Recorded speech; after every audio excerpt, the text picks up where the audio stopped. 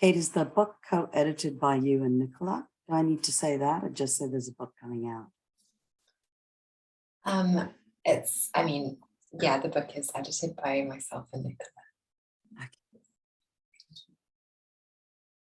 Maybe we should get started. I know that Elizabeth is having some trouble joining as well, but hopefully she'll be able to join before we go into the presentations. I think she's the second one presenting. Will you start, or will I want to do this?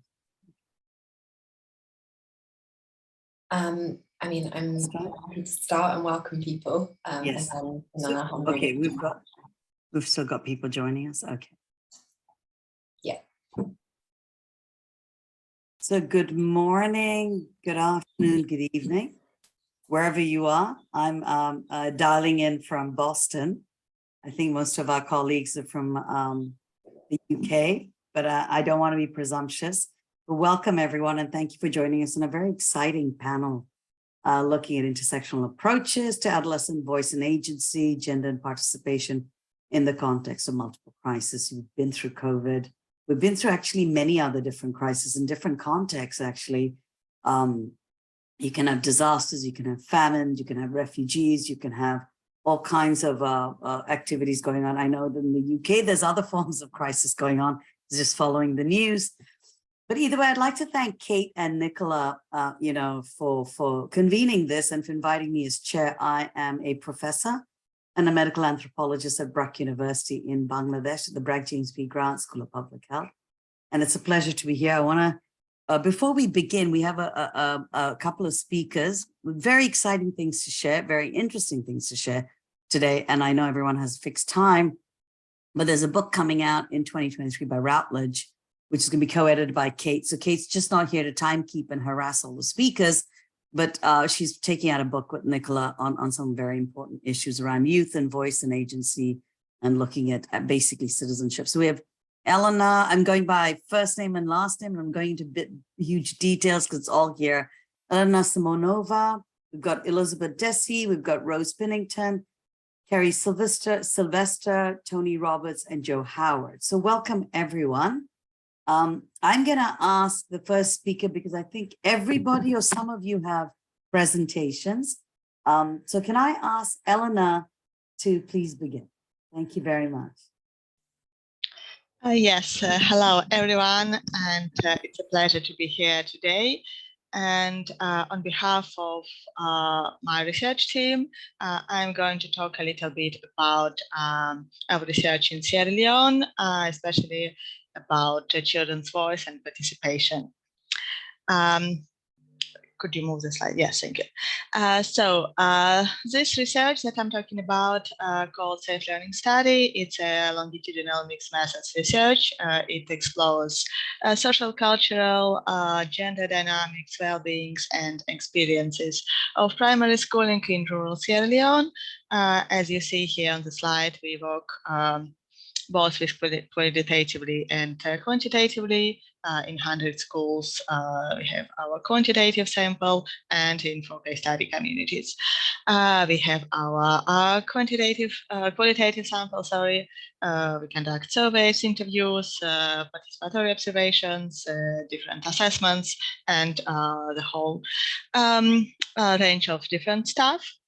And one of the questions that we asked in this research is about these big narratives that we have on development agenda today, like gender equality, quality education, children's rights. We asked how these narratives are understood on the ground, on the grassroots level. In this presentation, I'm going to talk about children's rights and in particular about the right to participation, how it's interpreted by teachers, by children who are in schools, by their parents. And if you can move the slide, please. Yeah. So what we found is that on the one hand, children's rights are quite known and people heard about them. They're on the national agenda. people heard about them on radio, teachers talk about them. So this concept is present there, but it's very interesting how it's interpreted. So local interpretations of children's rights, they mostly focus on education, on prohibition of corporal punishment, and on other social economic rights, like, for example, the right to food, the right to shelter, and similar rights. It's everything is happening in the context of endemic poverty and a constant danger of hunger. And it's not a wonder that people see these rights as really important rights in their lives. But what is interesting is that the right to participation is absent from this discussion. So neither on the national agenda nor on the local agenda, the right to participation is there. So nobody speaks about the right to participation in the context of children's rights. And what we also found is it's not only nobody speaks about it, but also this right somehow stays in a contradiction to common social structures that exist in the country and in the communities that we worked with. The society is quite hierarchical. Elders stay on the top of the hierarchy, and youth and children are expected to obey adults, to respect adults and elders. And we have a quote here about that children have the right to be educated, but also the right to be controlled by parents. And this way, it kind of the right to participation in this way, it clashes with all these generational orders that exist in the society. And I don't have much time to speak about it, but also we found that gender plays also a significant role here in this way. So age and gender intersect with each other. So not only children in general have less or no voice at all, but girls have less voice than boys do, because all these ideas about girls as morally weak, it's believed that they need to be controlled by adults because of their sexuality, their inability to control themselves, and all this stuff. So that's all. I don't have much time for it. I just gave some idea about the complexity of this concept on the local levels. I just realized, I just want to thank Elena. Oh, that's great. So can we invite Elizabeth to come and join us next? Thank you so much, Elena. That was very interesting. Thank you very much. Hi, so my name is Elizabeth DSA. I'm a postdoctoral fellow at the University of Manchester. Thank you for having me. So my project focuses on mapping the gendered livelihood strategies of rural urban migrant youth in Addis Ababa, Ethiopia, which is where I am right now, just wrapping up fieldwork. Yeah, if I can ask for the next slide, thank you very much. Yeah, so just to cover a bit of background on the study itself.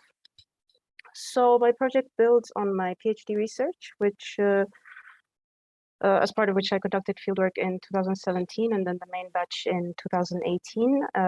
It was a qualitative study based on focus group discussions and in-depth interviews with a relatively small sample of rural urban youth, including men and women. The numbers were not equal at the time since it depended on the snowball sampling, but actually my current study, hopefully by the end of tomorrow, I will have a total of 30 interviews and 3 focus group discussions. So I'm quite excited about that. So yes, the basis of the study is not necessarily comparative, but focuses on the differences in the experiences of rural migrants in Addis Ababa, what livelihoods they engage in, what transitions they go through upon arriving in the city, And then now my study focuses on understanding the changes that they've been through in the past 4 years in relation to the COVID pandemic, but then also in relation to the internal conflict. I found through my research that there's been a sort of combined effect of these two stressors on the livelihood strategy specifically. And I'm hoping to explore these strategies and experiences through a blended feminist, geographic, and intersectional lens. Yes, I already covered that third point, I think. Thank you. Yeah, so some reflections I thought would be interesting to share in relation to the findings so far, although I haven't had a chance to analyze them since the data collection process is still ongoing, but some key themes that I think would be interesting to share. So the first relates to the specifics of the gendered experiences of becoming adult. So when this study began in 2017, the respondents were mostly adolescents, and currently they are between the ages of 15 and 27. The National Youth Policy in Ethiopia defines youth as between the ages of 15 and 29. And what I found through the interviews is that there's definitely a lack of understanding of the specific rural, gendered, and classed experiences of what it means to become an adult in the city as a rural person. Yep. And next part, yes. So in relation to how young people, specifically young women, adapt to the uncertainty of life in the city within the context of the pandemic and the conflict, I found that the transitions that I've marked in the past with young girls often passing through domestic work and then making this sort of progressive transition into the commercial sex trade, actually that transition happens a lot quicker now because of the economic crisis and because of the rising cost of living. And then the third point, yes, I think this is an important consideration in relation to understanding what it means to be a young person in a sub-Saharan African city in a post-pandemic context, since the pandemic itself was not necessarily experienced as a health crisis. And I'm not suggesting that, of course, the pandemic has had its own health impact in Addis Ababa, but not necessarily on this particular group of people. And since the urban population, not just in Addis Ababa, but throughout the sub-Saharan African region, is mostly young, I think it's important to understand the effects of the pandemic as a social and economic stressor, and not necessarily a health-based one. Yes, sorry, I'm crossing time. And the question that I thought would be interesting to discuss later is, examining subjective changes and transitions into adulthood, and to ask how an intersectional understanding of being young and being an adult, those social categories, what is there to say, and how can we better understand what it means to be a young person in an African city through that intersectional lens. Thank you. Thank you. Sorry. Thanks. Oh, should I go straight away, or do you want to? Okay, go for it, Rose. I just Okay. been using my microphone. Okay, thanks. Okay, yeah, so my name is Rose Finnington, and I have worked on this paper with my co-author, who's also here, Kerry Sylvester, and she'll be taking part in the Q&A. We will be presenting, I'll be presenting some aspects of the paper that looks at the barriers and opportunities related to urbanization for the economic empowerment of marginalized adolescent girls and young women in Mozambique. So I researched the MOVER program as a part of my PhD research at the University of Oxford, but this kind of builds on this and presents, so next slide, I'll be able to give a bit more context. Yeah, I've put too much information on the slides, but I won't be able to touch on all of it, so I thought it would be a kind of resource for people. So the MOVER program is a female economic empowerment program that ran from 2015 and has just recently finished. It worked with adolescent girls and young women in some of the poorest neighborhoods across Mozambique, across urban centers. So essentially the paper that we are presenting here is pulling from a lot of the different studies that MOVER did during the course of the program, and looking at this question of the relationship between urbanization and young women's economic empowerment. So we looked at the existing literature, and there's a kind of tension. There is this hope associated with urbanization that it is going to provide opportunities for young women, but there's also a lot of sort of evidence that contradicts that in not just Mozambique, but in the global literature, that actually urbanization can exacerbate existing vulnerabilities. So without going into too much detail, this builds on pulls information and data from a number of different studies, both qualitative and quantitative, that MOVA conducted during its period. So I'll go to the next slide, please.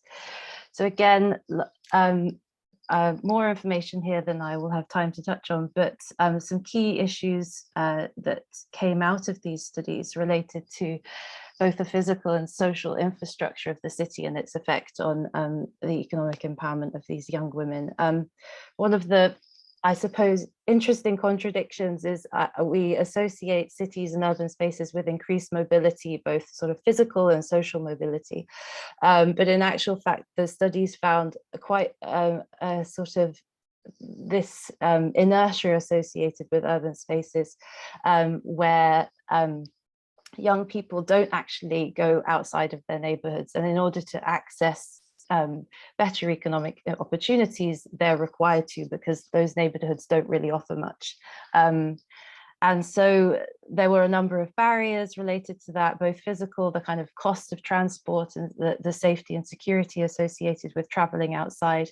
There was also a kind of lack of confidence amongst young people, a sense that they had everything they need, but this was obviously connected to some clear limitations in terms of their access to information, which was also exacerbated by a lack of spaces for young people to socially interact in their neighborhoods.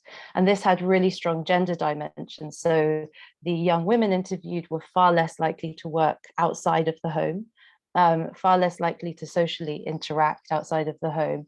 And my time is wrapping up. So there's a lot more information there, but essentially this kind of inertia had very strong gender dimensions and also affected not just their economic opportunities, but also their, I suppose, their ability to sort of organize and question dominant gender norms as well. And then there are a couple more slides that I don't have time for, but I think we'll be able to pick up if we just move quickly onto the next. So this is in terms of the results and related to agency. Kerry might be able to talk more about how MOVA actually responded to women's lack of agency through the way it worked on the psychosocial elements of female economic empowerment through soft skills training, which had some really positive results as well. So she might be able to pick up on that in the Q&A. And that is the end of my presentation. Thanks. Thank you. So I'm just going to do the Joe Howard and Tony Roberts please present. Or I think it's just Joe. Are we going to have Joe join us? Yeah, we're going to have two presenters on two slides. So if you already go to the next slide, please. So thanks, Sabina. Our paper demonstrates a method for evaluating project participation, and it does that across 3 dimensions. First, who participates?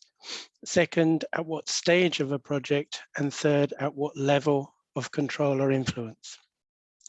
So we know there's a broad consensus that participation is a right and that it improves development outcomes.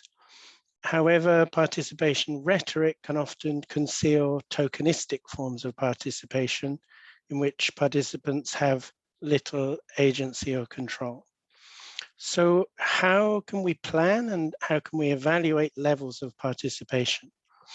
Our literature review identified plenty of theory, but fewer practical tools.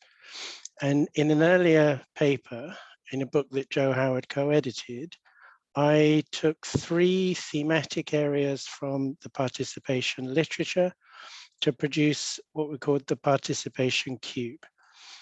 Now here, the horizontal dimension of the participation cube is about who participates, and it's a way of disaggregating project participants to assess their potentially very different experiences. The vertical dimension calibrates levels of participation from low-level tokenistic forms of participation through to higher levels of control and shared decision-making. And the final dimension of the cube distinguishes the distinct project stages, recognizing that participation levels are rarely even across all of those stages.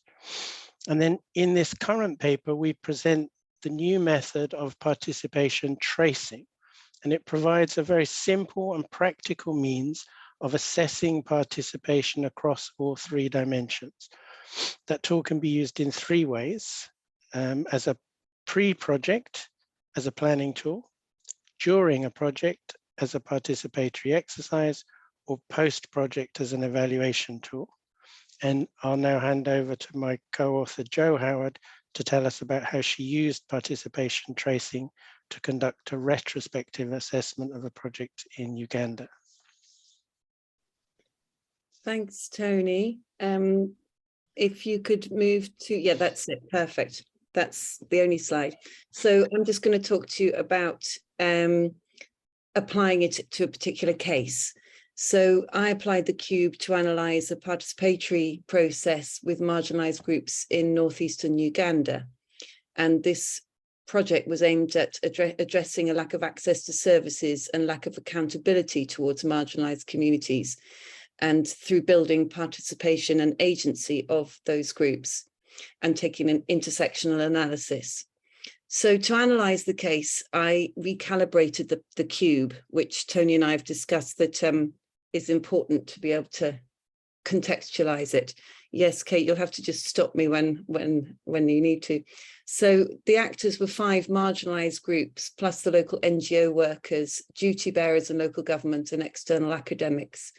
But within those marginalised groups, there were 5 vulnerable groups designated by the Ugandan government to women, older people, young people, people living with HIV/AIDS and people with disabilities. So I recalibrated the levels, as you can see there, non-participation, informational, collaborative and leadership. Recalibrated the stages to reflect the specific process, which is design, inception, implementation and communication. And just to highlight a couple of things that came out of this, is that it helps to note how the marginalised groups had no participation in the design phase, although the NGO partner did, and neither did the duty bearers at this early stage. And that provokes thinking about whose participation do we need at what point. And also, I think, linking into the other presentations, if we think about, well, where there was intensive participation of marginalised groups in the inception stage and raised to leadership level, to achieve this, because they came from 5 different groups, they had to overcome barriers between those groups. So thinking about the adolescent and young people participation, the group needed together to build group identity and cohesion. And a significant way in that was achieved was by discussing rights and shared experiences of exclusion. So that happened in the inception stage and enabled the participants to take on greater leadership and also to work together in the rest of the project. So I think the key learning is that participation is not a vertical ladder towards best, and we need to think about how to navigate between the individual and the group, and recognizing intersectional barriers to participation and building collective agency through shared recognition of rights. Have I managed that in short enough time? Thank you very much, yeah.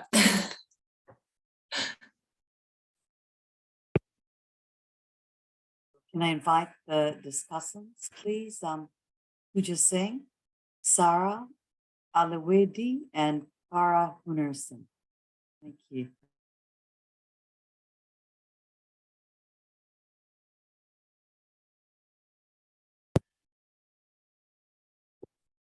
Do we have the discussants with us? I think we do. So Pooja, can we ask you, just for some reflections, having heard the 4 panelists talking about their research, what do you think the implications are for how young people can effectively respond to global challenges, and what practitioners and policymakers can do to support these efforts? There's some huge challenges here. Yeah, of course. And I will start with how the system, the practitioners and policymakers and other stakeholders also for that matter can support young leaders. There are a few key things that I've been hearing consistently in my work, and it is consistent not because we as young leaders don't have new ideas, but because the very basic systemic shifts that we've been demanding have not entirely happened yet. At present, they only exist in pockets. So I just have just 6 points that I quickly want to run past. And these have been raised time and time again by young leaders and girl leaders that I've worked with. So first is resourcing, both monetary and non-monetary. So I see young people working to address a wide range of global issues all around me, whether the issues are of gender inequality or climate crisis or natural or man-made disasters. I see young people at the forefront to ensure that help arrives where it's needed, that awareness reaches where there is lack, and that collective solutions are created where the governance system has failed or not even begin to do a decent work to start with. And to sustain our efforts and interventions, we need flexible, multi-year, and directly accessible funding support. Second is inclusion. Yes, we're seeing more opportunities for young people than before, opportunities to speak on panels, sit on boards, apply for funding, co-design processes. A, that is not enough. B, they're not always accessible. Unless the programs, interventions, and funds directed at young people are designed, implemented, and evaluated with us, the transformation cannot be accelerated. Like one of the girl leaders said in Egypt's dialogue, we know our problems better. Hence, the solutions need to be designed with people who are experiencing the issue. So a clear request to the policymakers and program designers to include young people from the beginning and throughout consistently and not just when it's convenient.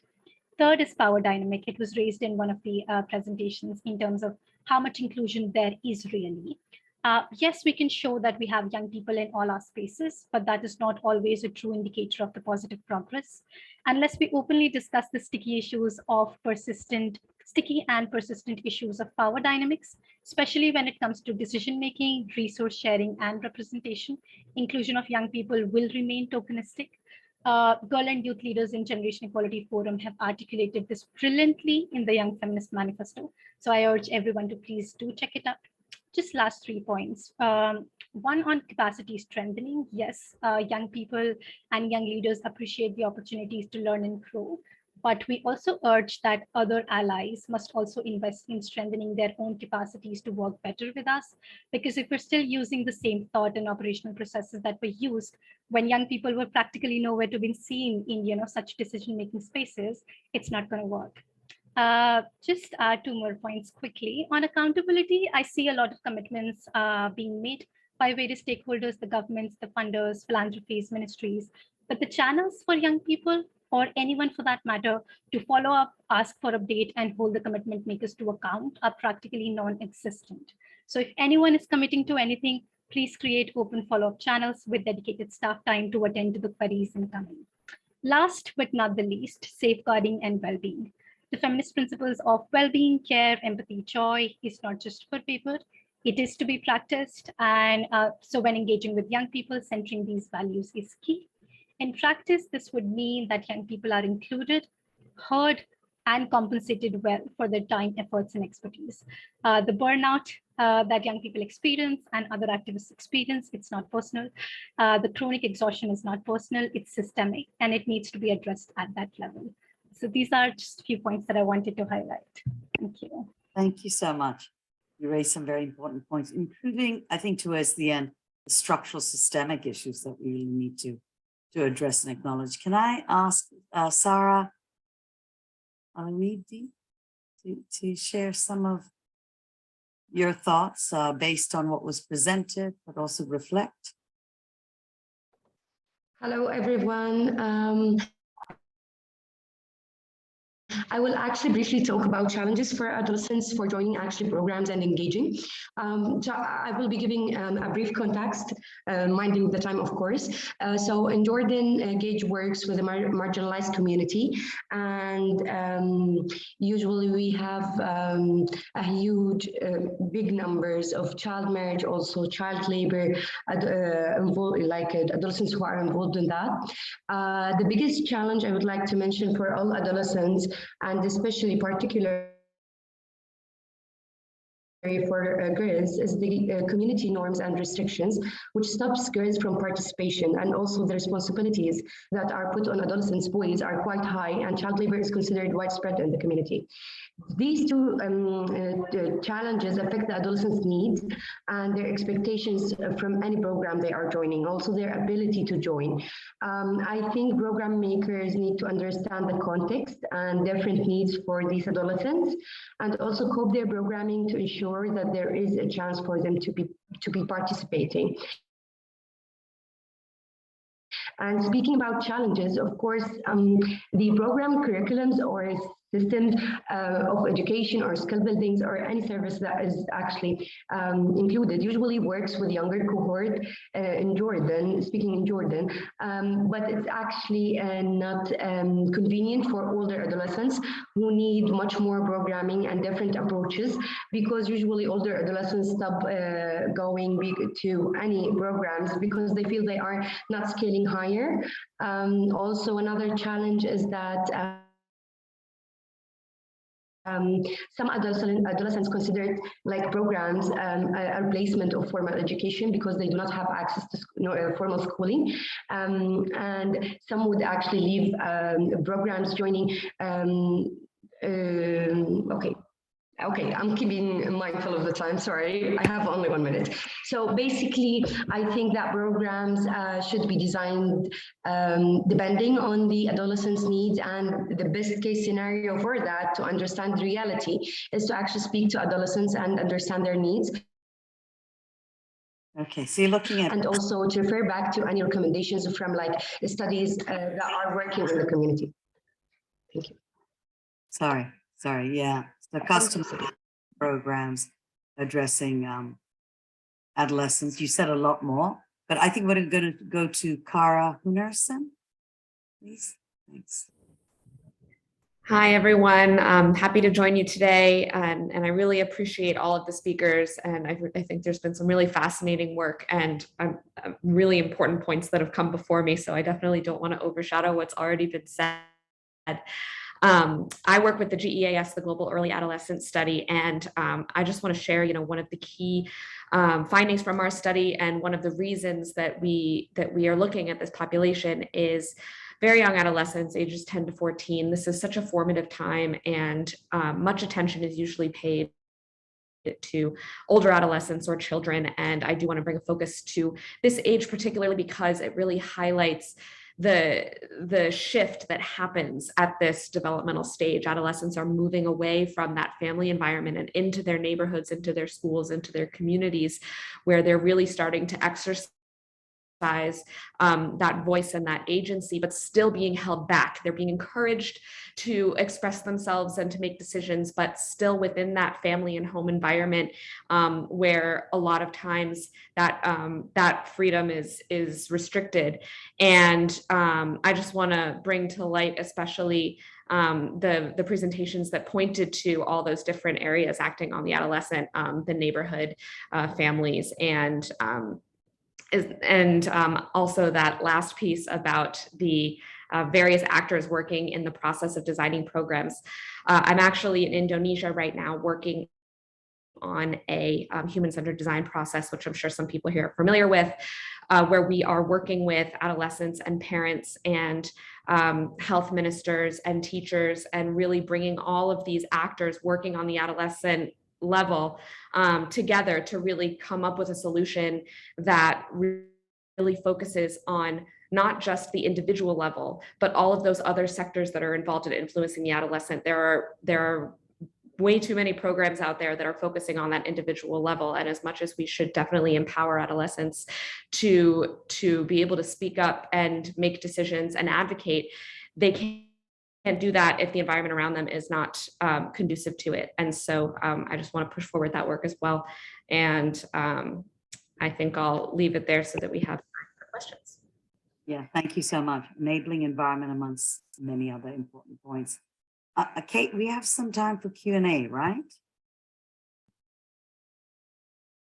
So maybe we can have colleagues respond to some of the questions in the chat box. One of the maybe everyone can have a go, but one of them is to Joe and Tony is, What do you think being designated as a marginalized group in a policy sense does to people's sense of agency? Then we have, given the Ethiopian government focuses on youth, Mr. Elizabeth, what are the challenges for operationalizing an intersectional approach to policy design? I think, can we go with these two, and then I think you've written this already, Joe, but maybe you can share it with the others. And then we've got from Kerry, how the authors address how much participation is good participation in their academic work. Should youth at some point expect that duty bearers deliver with or without their participation at every stage? Pinpointing key participation points seem to be the key. So how about we start with Kerry's and get all the presenters to quickly respond? Does that work? Hello? I'm happy to respond. I'm I was not going sure. to ask everyone to come on screen though, because it's Yeah, kind of a space. So can we stop sharing the presentation so we can yeah, see? that would be great. Yeah, absolutely. There we go. So I think we have 2 minutes now, right? Yeah, I'm So afraid. if anyone wants to have a go, the Tony, you were saying something. Anyone else? I just like that question about how much participation is good participation. And I think, you know, one of the things that tracing out participation helped us to understand was that no project is ever maximally participatory of everybody in every stage. And maybe that's not even a desirable thing, but tracing it out made it clear where we wanted to improve and enhance participation for particular participants in particular stages.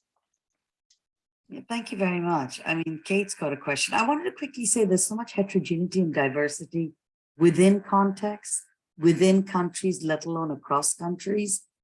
And I saw that comment of homogenizing. I find that happens a lot with the poor, with adolescents, with categories, even LGBTQI, I work with them. You know, if you look at people living with disabilities, there's so many differences. But Carrie, the last, I don't know, 15 seconds to you on that question, which is on the findings that Rose touched upon, but low on time. Okay, maybe just wrap up. Thanks, Kate. Okay, it's good Kate's managing me because I'm not sure about the timekeeping. I just want to thank everyone. This was really interesting, very useful. And I know it's very hard to present key findings in such short time, but everyone did it so well and articulately, and it raised many issues around agency and voice and the lack of factors or the barriers, but also, you know, to test out what models worked. And I just think that it's been great. And thank you so much. It's been a real honor for me to chair this. And Kate, thank you for bringing us all together. Thank you to all the speakers. Yeah. Thank you so Thank much, you. everyone. Thanks, Sabrina. Thank you. Thanks, Kate. Thanks, everyone. Thank you. Bye. Bye-bye. Bye-bye.